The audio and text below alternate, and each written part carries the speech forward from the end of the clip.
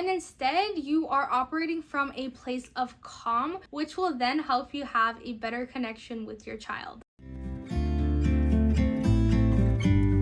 Hey guys, welcome back to my channel. In today's video, we're going to be discussing what is conscious parenting. Conscious parenting is coined by Dr. Shefali. She is a psychologist that coined this parenting style, and I would recommend to listen to her TED Talk. She goes into depth about this concept. Check that video out after this one.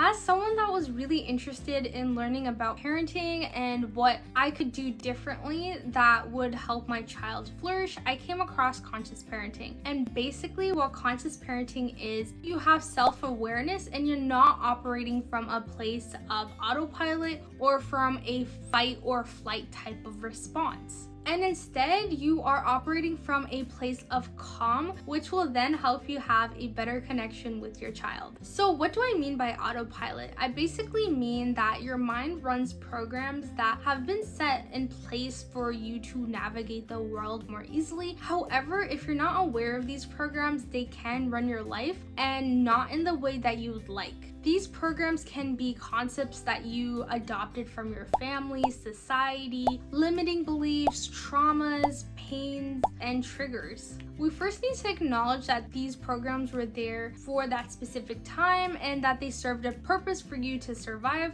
But now that you're aware that these programs aren't serving you anymore, it's time to acknowledge and work on these types of programs. The main concept of conscious parenting is that it's about me as a parent and not my child. Commonly in past practices or even till now, parents are seen as the guardian angel and that they know whatever is best and they're more from a dominant type of role. However, in conscious parenting, it takes a much different approach where it allows the parent to focus on themselves, acknowledging that we have our own baggage that we come into parenthood with, and if we don't acknowledge these, then they can really affect your relationship with your child. Parenting isn't about how well your child obeys society's strict rules or how obedient they are to you.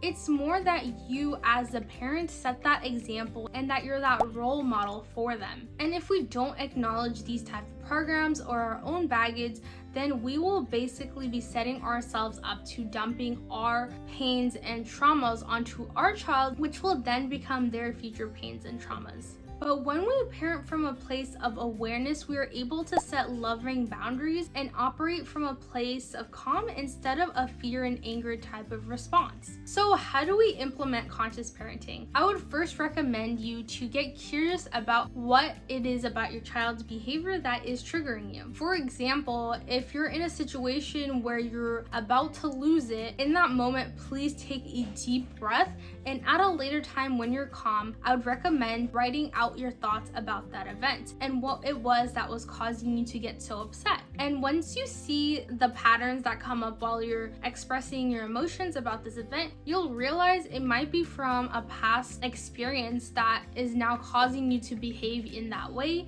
And now that you're aware of this, you could then look at it from a positive and growth type of mindset, that this is something I have to work on, and now that I'm aware of it, you can catch it right when it happens so that you don't react in that way again. For example, what I did was, I remember an instance when I was in the park and my child fell, and I had the immediate reaction to just make him be quiet, not to cry crazy ballistically. So I would be like, okay, don't cry, like it's okay. But then it was because there were people staring at me at the park because he was crying so loudly, and it made me feel really anxious about the fact that he was expressing his feelings. I quickly realized, like, whoa, this was like a trigger point. That was a response that was automatic without me even thinking about it. And later on, I realized this was a point of the program that was not serving me anymore.